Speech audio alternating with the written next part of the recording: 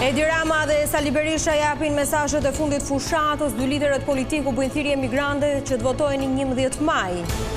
Policia arreston 2 trafikantë armësh të rinj po transportonin 4 pistoleta që dyshohet se ishin blerë në Kosovë për grupet kriminale.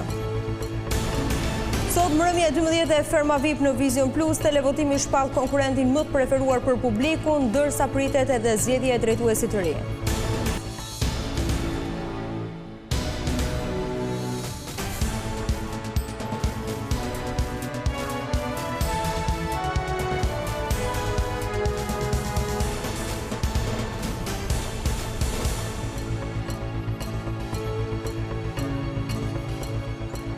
Mbrëma Sonja dhe Zotrin, do t'jemi së bashku në edicionin qendror të lajmeve këtu në ekranin e televizionit kombëtar Vision Plus.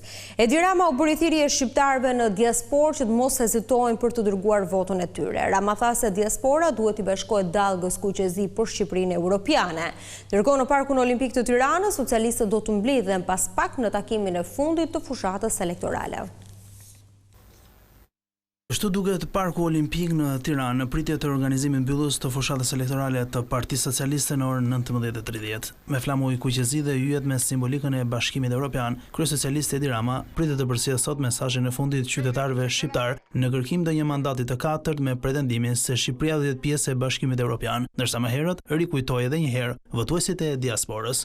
Ky është edhe mesazhi i fundit që dua t'ju përcjell të gjithë motrave dhe vëllezërve tanë në Greqi, në Itali, në Gjermani, në Britani, e me radhë, ku ende ka zarfa që janë në shtëpia dhe ku ende ka kohë për të bërë pjesë e takimit historik të 11 majit. Për të takuar historinë së bashku me shumicën ndërmuese të shqiptarëve që në 11 maj do të përcaktojnë pas një ekuivok rrugën e fatit europian të Shqipërisë. Sipas Ramës, vota në këtë zgjedhje do të përcaktojë fatin e vendit në vitet e ardhshme. Jeni në kushtet kur për herë të parë në histori mund votoni drejt për drejt nga jashtë kufive, por në të njëjtën kohë keni edhe shansin historik të merrni pjesë në një palë zgjedhje që janë më shumë se sa zgjedhje për partitë, janë më shumë se sa zgjedhje për kush do të qeverisë e kush do të qëndrojë në opozitë, janë zgjedhje për të përcaktuar se ku do të jetë Shqipëria 2030, për të përcaktuar se si Shqipëria do të përballojë dhe do të mbyll negociatat me Bashkimin Evropian 2027, janë zgjedhje për t'i dhënë një fuqi të re vendimmarrëse dhe një frymë të fortë Bashkimi Evropian vetë Shqipërisë. E një ditë më parë, kryeministri Sali Roz shprehu bindje nga Vlora se Partia Socialiste synon fitoren me 78 mandate të mundshme. Gazetari Ermal Qori po ndjek mbylljen e fushatës së Partisë Socialiste dhe ne do të lidhemi tani me të për të mësuar më shumë detaje. Ermal, përshëndetje. Si duket atmosfera në Parkun Olimpik? Masive në fakt që organizimin bërë në fushatën e Partisë Socialiste në formë përmbyllje për të përcjellë gjitha mesazhet që kanë të bëjnë me votuesit socialist, por jo vetëm. Gjithçka që duket pas meje është totalisht organizimi i marrë më herët përsipër për mbrëmjen e sotme, ndërsa pritet të nisë vetëm pak minuta më pas me mbërritjen e kryesocialistit Edi Rama. Ajo çka vlen të fiksohet është fakti se ka ndosur që këtë takim ta bëjnë në një ambient të hapur, sigurisht është fusha e gjelbër e parkut, ku pikërisht ku do të ketë më pas edhe fjalët të gjithë kandidatët e Partisë Socialiste në qarkun e Tiranës, ndërsa në fund do të përfundohet me kryesocialistin Edi Rama, i cili do t'i kërkojë të gjithë shqiptarëve në 11 maj një mandat të katërt qeverisës, me pretendimin që Shqipëria të jetë pjesë tani më e Bashkimit Evropian, ku pasaporta evropiane ka qenë ajo e cila ka triumfuar gjatë gjithë fushatës me fjalimet që kryesocialistët e njerëz i kryeministit Edi Rama ka bërë përse në gjithë qarqet e Shqipërisë, ndërsa padyshim në çështën e lidhur me infrastrukturën, me rritjen e rrogave dhe të pensioneve, si dhe padyshim për forcimin e shtetit të së drejtës dhe reformën në drejtësi, ku sipas Ramës arritja që ka bërë SPAK deri në këtë çast është pikërisht për shkak të mbështetjes nga ana e Partisë Socialiste. Çka duket në këtë çast, pas meje, është e gjithë situata që paraqitet në ndihmën e operatorit, ku padyshim mbijon ende të ketë pjesëmarrës nga i gjithë qarku i Tiranës që bëhen pjesë e këtij organizimi masiv që është pikërisht në parkun olimpik të Tiranës, ku më vonë, nga momenti në moment, pritet të nisë edhe totalisht thuajse e gjithë mbrëmja festive e ditës së sotme, ku ndër këngëtarët që me sa duket do të performoj edhe do të ndezi gjithë të rinë e këtij takimi është edhe Elvana Gjallë. Edhe taj që padyshim Ermal, po. atyre që kanë ardhur në këtë fotës. Ermal, unë të falenderoj shumë për raportimin. Sigurisht qytetarët do të kenë mundësi përveç në edicionet e tjera informative edhe përmes rrjeteve tona sociale dhe në faqen e webit për të mësuar më tepër detaje rreth këtij mitingu përmbyllës të fushatës së Partisë Socialiste. Kalojmë tashmë në krahun tjetër, në kampin tjetër, aty ku kryetari i Partisë Demokratike i ka drejtuar një thirrje të fundit emigrantëve që nuk janë regjistruar për votimin me postë të kthehen në Shqipëri të dielen. Sali Berisha u tha gazetarëve se kjo është konferenca e fundit si lider opozite, pasi në 12 maj do të vinë në pushtet. Në konferencën e fundit para zgjedhjeve të 11 majit, kryetari i Partisë Demokratike Sali Berisha përcolli një mesazh për shqiptarët në diasporë, duke kërkuar të shprehin vullnetin e tyre me votë për forcën politike që do drejtojë vendin në 4 vitet e ardhshme. Berisha u bëri apel edhe atyre emigrantëve që nuk janë regjistruar për të votuar me postë të vinë në Shqipëri të dielen e të votojnë. Cili do prej tyre që mund të vijë të votoj në datën 11 maj, i bën një shërbim historik vendit dhe kombit ti. 11 maj është dita përcaktuese e të ardhmes së kombit shqiptar. Ndërsa qytetarëve që banojnë në Shqipëri, kryetari i Partisë Demokratike Sali Berisha u bëri apel të bashkohen mitingut PD-s për mbylljen e fushatës. 2 fushata ecën paralel në territorit e vendit. Njëra fushata me detyrim e narkoshtetit dhe tjetra fushata e qytetarëve të lirë të vendosur për të përzërë narkoshtetin. Sonte, kësaj fushate fantastike që u zhvillua për një muaj, duhet t'i vendosim kurorën më të bukur në ballin e saj, në ballin e Shqipërisë. Para gazetarëve Berisha deklaroi se kjo është konferenca e tij e fundit në opozit, pasi Partia Demokratike dhe Aleanca për Shqipërinë Madhështore do të fitojë. Kjo do jetë konferenca ime e fundit si kryetar opozite, mbasi pas datës 12 maj, kjo opozit është majorancë. Sot në mbylljen e fushatës do të flasin Elmar Brok, antari i SDU-s gjermane, i cili ka drejtuar në Parlamentin Evropian Komitetin për Punë të Jashtme, konsulenti i fushatës PD-s Kris Lasivida, Ilir Meta nëpërmjet një audio mesazhi dhe fjalimi i fundit do të jetë ai i kryetarit të Partisë Demokratike Sali Berisha. Olta Bllaceri është duke ndjekur mitingun përmbyllës Partisë Demokratike dhe aleatëve të saj të rreshtuar në koalicionin Aleanca për Shqipërinë Madhështore. Olta, përshëndetje. Ndërkohë në bulevardin e ri si është atmosfera në këto momente? Janë këto pamjet direkte të... Olta, të dëgjoj. Të mbrim për participacionit të tretë dhe pritet që pas pak minuta është filluar takimi për fushatës elektorale të Partisë Demokratike, që në fakt shënon fundin e betejës elektorale të PD-s për të kthyer pas 12 viteve opozit. Pasi të dielën, ajo do të presë se çfarë kanë vendosur qytetarët shqiptar për forcën politike që drejtojë vendin në 4 vite të ardhshme. Në këtë takim të fundit elektoral pritet të flasim siç ka ndodhur në fakt të gjithë fushatës nga partitë si mod të Partisë Demokratike. Do të ketë folës nga CDU-ja gjermane, folës nga konservatorët britanik, pasi Partia Demokratike ka tentuar gjatë gjithë kësaj fushate të tregojë që nuk është e izoluar e Partia Popullore Evropiane është në krahas saj. Ashtu siç ndodhi dhe në mitingun hapjes fushatës elektorale dhe sot do të flasë Lasivida, strategu i fushatës fitores presidenti Trump vitin e kaluar, cili u dëhoqi fushatën elektorale të Partisë Demokratike. Mbështetësve të opozitës do të drejtohet me një mesazh edhe i cili do të qelje para burrimit dhe është aleat kryesor i Partisë Demokratike. Padyshim, mesazhi kryesor më i rëndësishëm ai kryetari së zotit Olta, unë të falenderoj shumë për raportimin. Ishim me këto pamjet live nga Bulevard Dyri, aty ku në këto momente po zhvillohet dhe takimi përmbyllës i opozitës. Ndërkohë ne qëndrojmë sërish tek opozita, e cila gjatë ditës së sotme ka akuzuar mazhorancën se po manipulon votën e diasporës. Sipas Josefina Topallit, zarfet po vinë të mbushura nga Greqia, ndërkohë që shqiptarët që jetojnë në vendin fqinj nuk i kanë marrë fare. Partia Demokratike artikuloi sërish akuzën lidhje me procesin e votimit të diasporës në Greqi. Drejtuesja politike e Partisë Demokratike për Diasporën, Josefina Topalli, deklaroi se në Komisionin Qendror të Zgjedhjeve sot janë sjellë zarfa me fletën e votimit dorazi, edhe pse ligjërisht fleta e votimit duhet të dorëzohet nga kompania postare DHL. Nëse do vazhdojmë për dorëzu zarfin në dorë, kjo nuk është vot, por kjo është anullim i zbatimit të kodit zgjedhor dhe shkrim elektoral.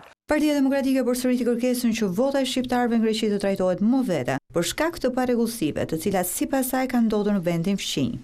Nëse kutit vinë të mbushura, ndërkohë që shqiptarët që jetojnë në Greqi nuk kanë votuar, se zarfi nuk i ka ardhur në shtëpi, se zarfi nuk e kanë gjetë tek qendra, tek lokali i lojrave të fatit, apo sepse atë ka marrë dikush tjetër dhe ka plotësuar, sigurisht që kjo ka emrin manipulim dhe jo zgjedhjen. Ndaj Komisionit Qendror të Zgjedhjeve duhet të bëj trajtimin tërësisht të veçantë të kutive që vinë nga Greqia dhe të ndalin dorëzimin e zarfave dorazi. Prej ditësh Partia Demokratike ka denoncuar parregullsi me procesin e votës së shqiptarëve në shtetin fqinj në Greqi.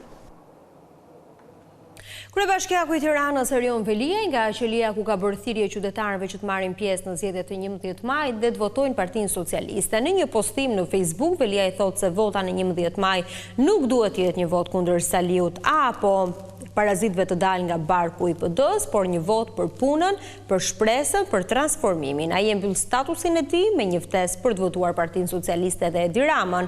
Do të doja shumë të isha në këtë fushatë, jo si spektator, por si pjesë e saj, sepse besoj fort me gjithë shpirt te kjo rrugë që kemi ndërtuar së bashku, shkruan Veliaj. Në prag të zgjedhjeve të 11 majit, presidenti i Republikës Bajram Begaj përcolli një mesazh drejtuar qytetarëve shqiptar ku theksoi rëndësinë e përfshirjes aktive të tyre. Begaj inkurajoi qytetarët të shfrytëzojnë të drejtën e votës me maturi dhe përgjegjësi, duke nënvizuar se zgjedhjet janë shprehje vazhdueshme e angazhimit demokratik. Kreu i shtetit u shpreh se zgjedhjet e 11 majit nuk janë vetëm ushtrim demokracie, por edhe test i rëndësishëm pjekurie politike për qytetarët dhe faktorin politik. Vota zëri juaj, përdoreni me dinjitet, sepse me anë të saj ju merrni në dorë të ardhmen tuaj dhe të brezave që do të vinë, theksoi presidenti. Ky apel u bë pas takimit që Begaj zhvilloi me delegacionin e Parlamentit Evropian, i cili ndodhet në Shqipëri për monitorimin e zgjedhjeve të 11 majit.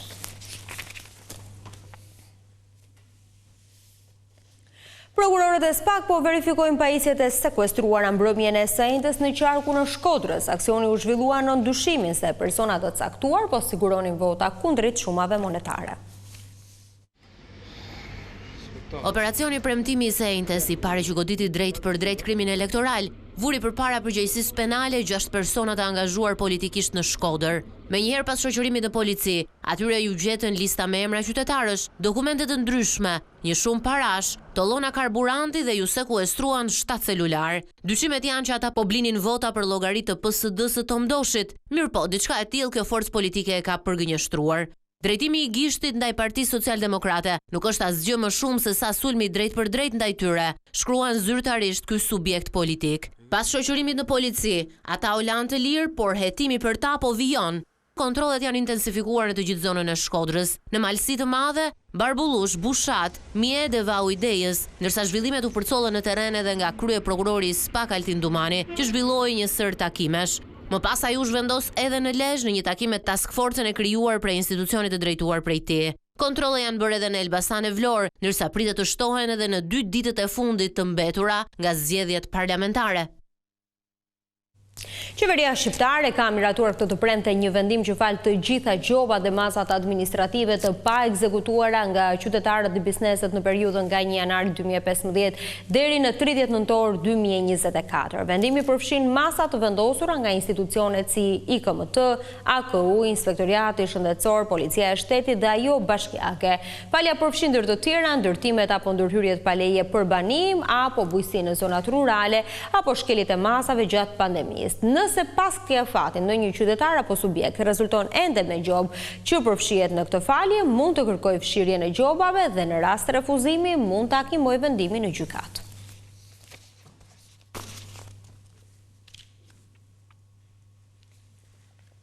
Policia do të jetë në gatishmëri për të garantuar zgjedhje duke nisur që nga marrja në ruajtje e qendrave të votimit. Më pas, uniformat blu do të vendosen në qendrat e numërimit deri në mbylljen përfundimtare të procesit. Mbi 5300 punonjës policie janë trajnuar dhe pritet që të angazhohen për ruajtje në objekteve zgjedhore për parlamentarët e 11 majit. Policia e Shtetit shton se janë marrë masat për ruajtjen e KZAZ-ve, që në momentin që janë shpërndar dhe mbërritur materialet zgjedhore. Blut bëjmë në dije se janë 93 objekte zgjedhore, ku janë vendosur komisionerët e KZAZ dhe 5225 qendra votimi.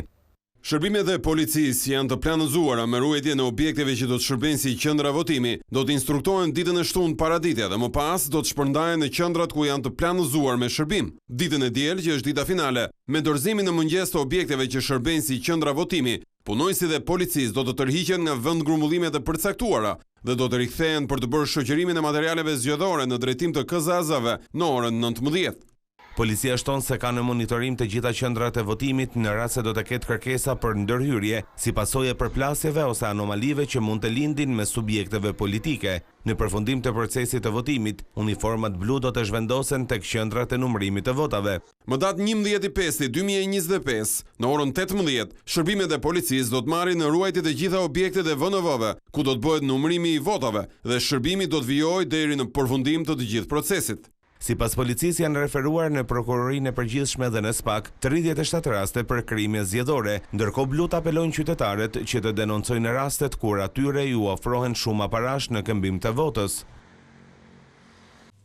Policia e Tiranës arrestoi 2 trafikantë armësh të cilët u kapën duke transportuar 4 pistoleta, dyshohet se ato ishin blerë në Kosovë dhe më pas do të modifikoheshin në Shqipëri për t'u ashqitur grupeve kriminale.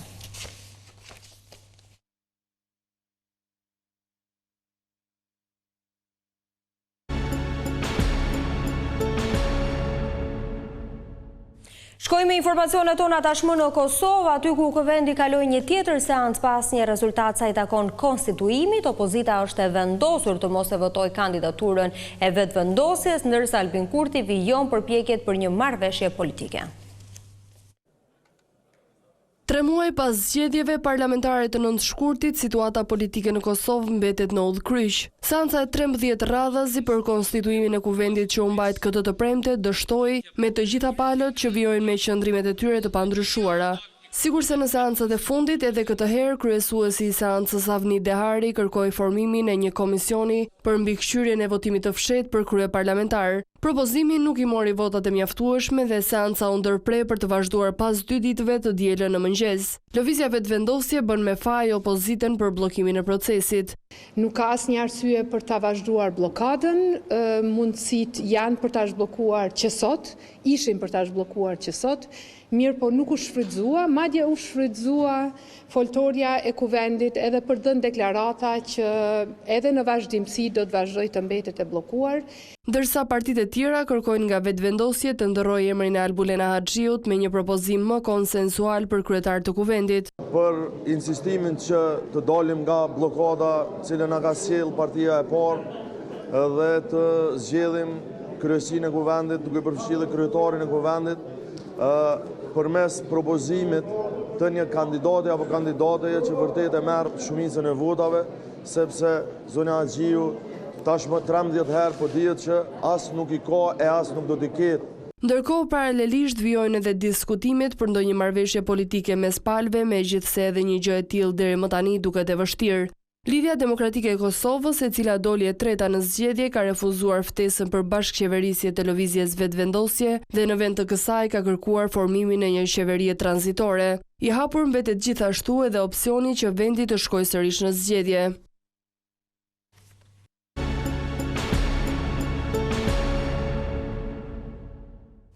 Televotimi i shpallur pak ditë më parë finalizohet sot në mbrëmje me shpalljen e konkurentit më të pëlqyer në fermën VIP, po sot pritet të zgjidhet edhe drejtuesi i ri fermerëve, ndërsa Gaj ka përgatitur sfida surprizë.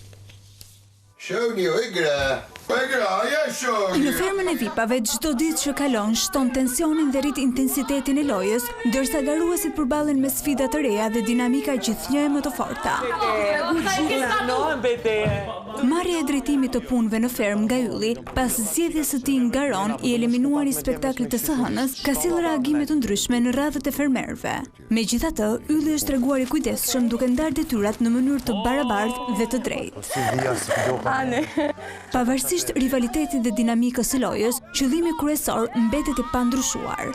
Vendimi i Pikbastës për të larguar Ronin ka sjellë jo vetëm ndryshim në rrjedhën e lojës, por edhe përplasje të forta mes tij dhe disa prej konkurrentëve. Kjo lëvizje i ka hapur gjithashtu rrugë një javë me buxhet të plotë për fermerët. Televotimi i hapur prej ditës së hënë për fermerin e preferuar ka trazuar jo pak ujërat, por cila do të jetë këtë herë formula e Agait? Çfarë pushteti do të ketë në dorë zgjedhja e publikut? Zgjedhjet brenda fermës mes Frederikut dhe Yllit kanë sjellë një përballje të fortë, ku dy konkurrentët kanë zhvilluar një fushat aktive për të fituar mbështetjen e të tjerëve. Përballë kryeplak Albanos, ata shpalosën platformat dhe idetë për të udhëhequr fermën, ndërsa rezultati pritet të shpallet sonte në mbrëmje gjatë spektaklit. Nena, konkurrentja më e re që ju bashkua lojës mbrëmjen e SHN-s, ka marrë kohën e nevojshme për të njohur me ambientin, bashkëlojtarët dhe përgjegjësitë që i takojnë brenda fermës. Sfidat dhe lojrat e organizuara nga Gai kanë gjallëruar ndjeshëm javën, duke krijuar një atmosferë dinamike dhe të paparashikueshme. Megjithatë, për te sfidave nuk ka munguar edhe energjia pozitive. E ndërsa ora 21 po afron, spektakli sotëm që transmetohet live në Vision Plus, si dhe në dy kanalet e dedikuara të platformës String, premton surpriza, formula të reja dhe sfida emocionuese.